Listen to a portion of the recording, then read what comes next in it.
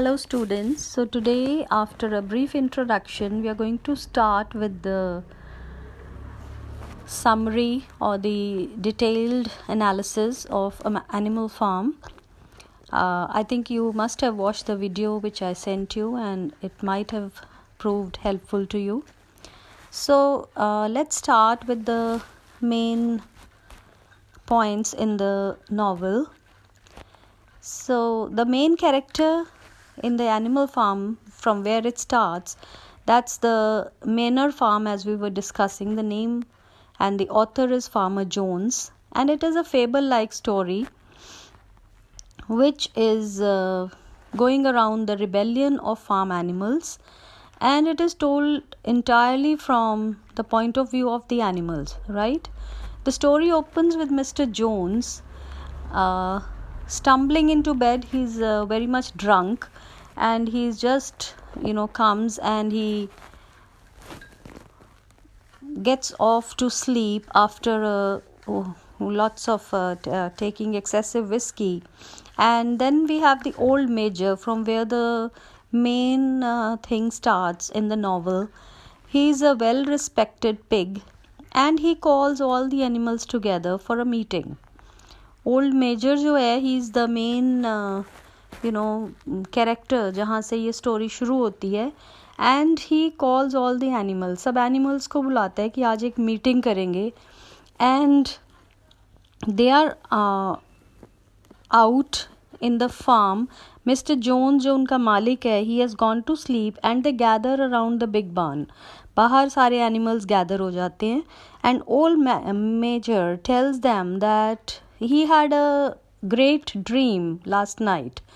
He says that he saw his approaching death. उसको एक सपना आया था जिसमें उसको लगता है that he is going to die, and he also understood the meaning and the life of animals. और वो जो अपनी बातें हैं, he tells to all the animals and he rouses them to the action. He is the one who creates that seed of revolution in the minds of the animals, right? And old major points out to the animals that the cause of their miserable existence is the rule of man. कि जो animals हैं, जितने भी animals हैं, why they are suffering? Because man is ruling them, and man is very lazy, man is very incompetent creature. वो कोई काम नहीं करता है, ही इज़ वेरी लेज़ी. और जो सारे फ्रूट्स हैं एनिमल्स के लेबर के, whatever animals do, whatever they labour, the man takes all the fruit for his own benefit. Like we were discussing the other day, the cows give milk, the man consumes it. The hens lays the eggs, the man consumes it. The donkeys and the other animals, they do the labor. Donkeys हैं ना जो labour करते हैं, और भी बहुत से horses हैं, कितने सारे और एनिमल्स हैं. तो they are all doing the labours, लेकिन उनका जो फ्रूट है, उनका जो फल है, जो भी फ़ायदा होता है, that is taken by the man. And that's why man is called a tyrannical creature. He is the tyrannical creature, he is the head, he is the boss. And old major जो है, he describes his vision of an England. वो आगे के लिए एक vision बनाता है England का, एक सपना है उसका इंग्लैंड के बारे में, जहाँ पे animals will live a peaceful life, a life which is not ruled by anyone, right? He says that animals can live a peaceful, plentiful life where there is no tyranny by any man, where they will work together and where they will enjoy all the fruit. Whatever labor the animals do, they will enjoy all the fruit of their labors, right? And then he exhorts to the animals. उनको वो बार बार animals को कहता है that they should come together and they should defeat the enemy. उनकी जो enemy है, that is the man, जो वो कह रहा है. और उस enemy के खिलाफ वो कहता है हम सब मिलके खड़े होंगे और हम सब उसको गिरा देंगे, लाइक उसको वहाँ से भगा देंगे. सो इस चैप्टर में, this is chapter 1 where we are introduce to the animals, where we are introduce to the old Major जिसने ये रेवोल्यूशनरी सीड डाला है सबके माइंड में. Then we are also introduce to 2 pigs, Snowball and Napoleon. ये 2 pigs हैं जो old Major के बाद आते हैं, and they are very intelligent ones. And old Major की जो बातें हैं उसको सब ध्यान से सुनते हैं. Then we have cart horses, Boxer, Clover, right. ये हॉर्सेस के नाम हैं, बॉक्सर है, क्लोवर है. फिर एक ओल्ड डंकी है जिसको जो कि जिसका नाम बेंजामिन है. मॉली है, that is a mayor, also a she horse जिसको हम कहते हैं. So these are the other characters.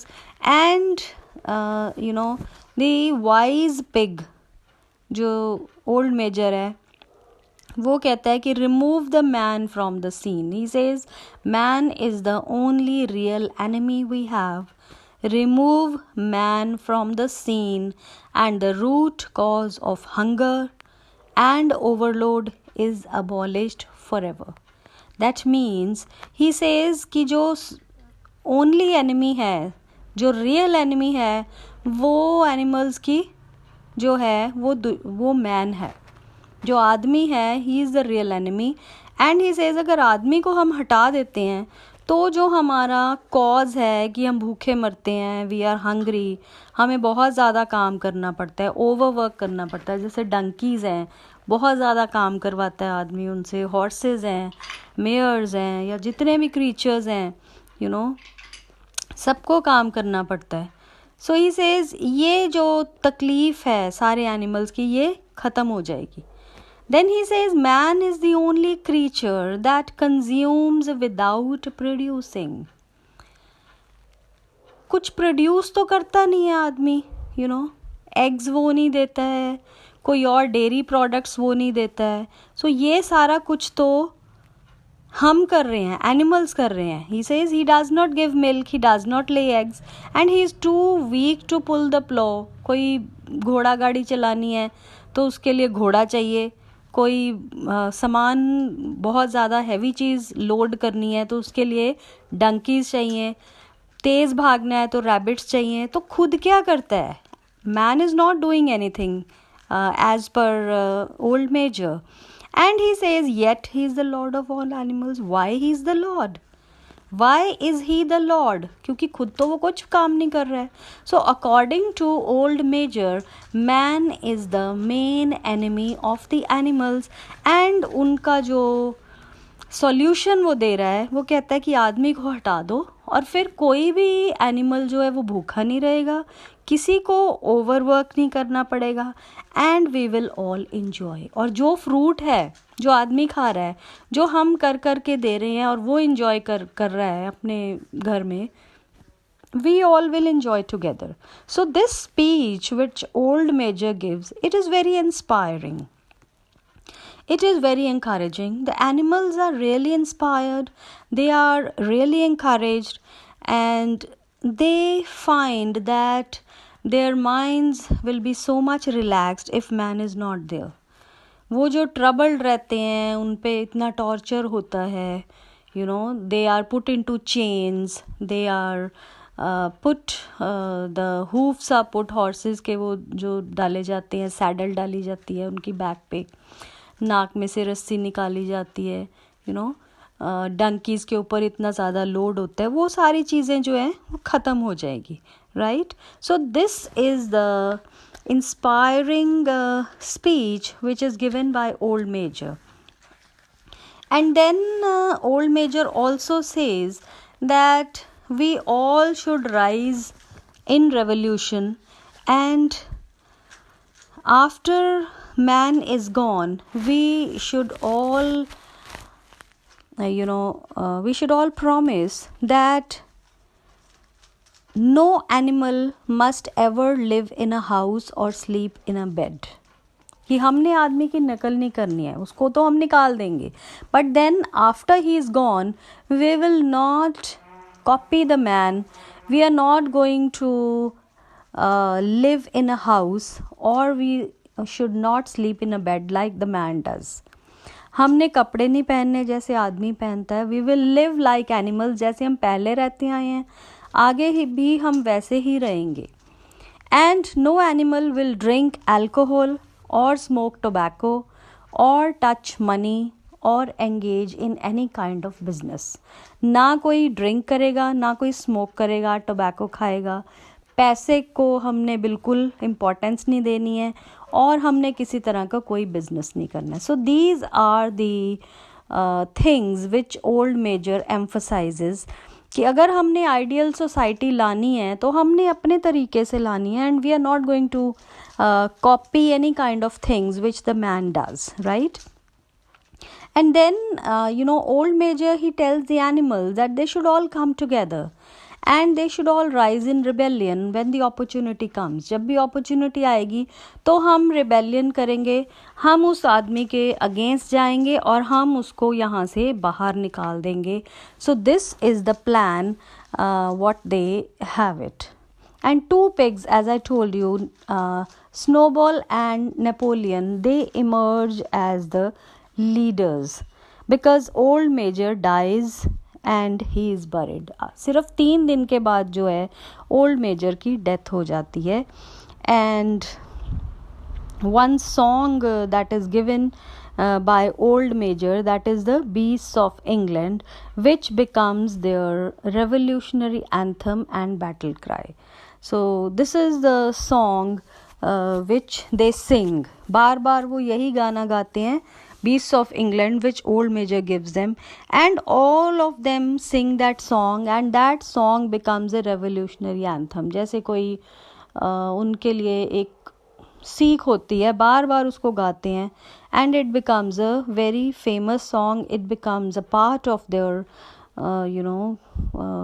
revolution. And the animals are greatly moved by the old Major speech. जो उन्होंने स्पीच दी है उसके बहुत ज़्यादा वो उससे प्रभावित हो जाते हैं सारे के सारे एनिमल्स. तो उसके बिल्कुल 3 दिन बाद ही जैसे डेथ हो जाती है ओल्ड मेजर की, and he is buried.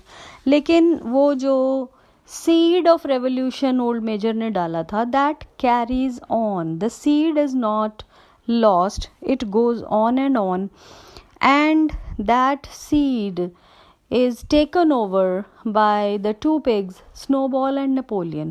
Old Major के बाद ये जो 2 pigs थे, ये they become the leaders of the animals. और एक और pig जो है उसका नाम है Squealer, and he is also very prominent for speaking ability.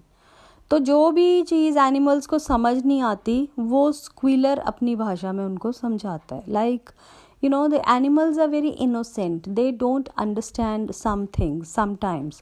तो Squealer उनको बहुत डिटेल में हर चीज़ उनको बताता है. And these are the 3 pigs who create a system, and they create some kind of rules, and they call those rules as animalism, and they put those rules in a kind of list which all animals have to follow.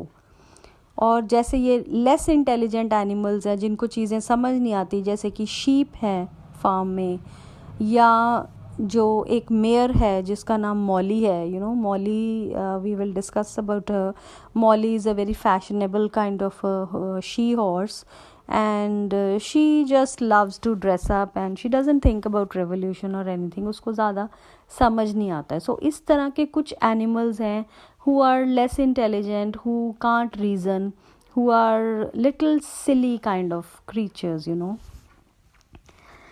Then revolution जो है जिसकी हम बात कर रहे हैं, that revolution comes earlier than even the animals expected. बहुत जल्दी वो रेवोल्यूशन का टाइम आ गया जिसकी वो बात कर रहे थे. और एक रात क्या होता है, Mr Jones gets so much drunk that is unable to go and feed the animals. उसमें इतनी हिम्मत नहीं होती कि वो एनिमल्स को फीड करे क्योंकि इतना ज़्यादा वो ड्रंक होता है और वो आके सो जाता है. Then after a day and a half, 1-1.5 दिन जब बिना खाने के एनिमल्स रहते हैं, the hungry animals they cannot take anymore, and they break into the feeding area, खुद फीडिंग एरिया में चले जाते हैं. एंड मिस्टर जोन्स और उसके फील्ड जो दूसरे लोग थे उसके फार्म में, वो सारे आ जाते हैं. And they are very angry कि ये एनिमल्स खुद कहाँ खाने वाली जगह पे घुस गए और खुद ही खाए जा रहे हैं. एंड जब उनको रोका जाता है, सो animals they attack them with the vengeance. वो बदले के उसमें उनको वो मेन को अटैक करते हैं बिकॉज दे आर हंग्री. भूखे जो है, you know, hunger is one thing which is unavoidable. And the animals they attack him and all the man flee. जितने भी वहाँ आदमी थे वो डर के मारे भाग जाते हैं. उनको बहुत बुरी तरह से, you know, animals are after them. And all the man they leave Manor Farm to the animals. Result क्या होता है कि मेनर फार्म में सिर्फ एनिमल्स रह जाते हैं और सारे के सारे जो मैन हैं they run away due to fear. और मिसेस जोन्स जो मालिक की बीवी थी, she wakes up during the commotion. बहुत ज़्यादा शोर मच रहा होता है, उसको समझ नहीं आता क्या हो रहा है, इतनी कन्फ्यूजन है. और जब वो बाहर आके देखती है कि क्या हुआ है, शी टेक्स हर सूटकेस और अपना सूटकेस लेके थोड़े बहुत कपड़े डाल के वो भी वहाँ से भाग जाती है. Now the animals are left by themselves and they are really happy to be by themselves. They feel they are the masters and they rejoice. They walk over the farm. They examine the property. बहुत ज़्यादा खुश हैं वो because they are the masters. और वो property को देखते हैं, वहाँ वो खूब सेलिब्रेशंस करते हैं एंड देखते हैं कि इतना सारा राशन पड़ा है खाने के लिए बिकॉज अब तो शेयर करना नहीं है मैंने, so it is all theirs. तो वो देख के इस चीज़ को इतना ज़्यादा खुश होते हैं. They really have a party that day. And the very next morning snowball जो है वो बाहर मेनर फार्म का जो साइन बोर्ड लगा हुआ था फार्म के बाहर, उसको वो चेंज करके एनिमल फार्म का वहाँ पे बोर्ड लगा देते हैं. And he and Napoleon they introduce to the animals 7 commandments. 7 commandments वो बनाते हैं जो कि आप कह लो कि रूल्स थे एनिमल्स के लिए. And they make those rules and they right it on the wall. सामने दीवार पर वो लिख देते हैं ताकि कोई ये रूल्स को भूले नहीं. Rule number 1 which says whatever goes upon 2 legs is an enemy. जो भी 2 टांगों पर चल रहा है वो एनिमी है.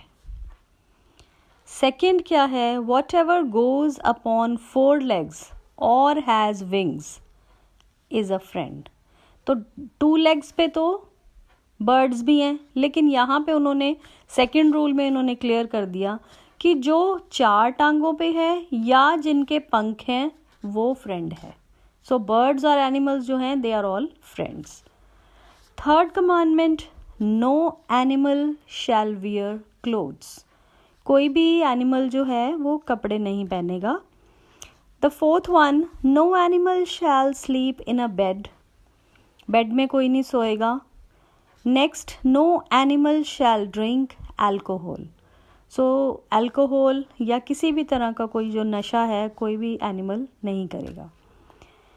Then next one, no animal shall kill another animal. कोई भी एनिमल दूसरे एनिमल को नहीं मारेगा किसी भी कीमत पर. And the last rule, all animals are created equal. This is the most important rule. This is the line, the clinching line जो हम कहते हैं कि मेन लाइन जो है जिस पे उनकी रेवोल्यूशन टिकी थी कि all animals are created equal. Revolution का मतलब ही इक्वालिटी था. This is why they started the revolution and they were doing it. So now after this animalism and the 7 commandments जो उन्होंने बनाए, they were really happy. और फिर उनको लगा कि चलो अब काम किया जाए, we should all start working now. And there were lots of, उसी टाइम जो है काउज का मिल्किंग टाइम हो गया, तो पिग्स ने किसी तरह से मैनेज किया कि दे मिल्क द काउज, काफ़ी सारा दूध इकट्ठा हो गया, एंड एनिमल्स वांटेड कि ये जो दूध है they wanted to have it, they wanted to drink that milk. लेकिन नेपोलियन जो है वो उनका ध्यान भटकाने के लिए उसने डिस्ट्रैक्ट किया, दूसरी तरफ उनका ध्यान ले गया, and he says that we have so much other things to do, let's go and do some work and this milk shall be taken care of। इसको हम बाद में देखते हैं। और बाद में एनिमल्स जब काम करके आते हैं शाम तक, they noticed that the milk had disappeared। वहाँ से वो जो दूध था वो कहीं disappear हो गया था, उसका कहीं कुछ पता नहीं चला था, but no one ever spoke। किसी ने कुछ बोला नहीं था, that was just an observation which they did, and they didn't speak anything about that.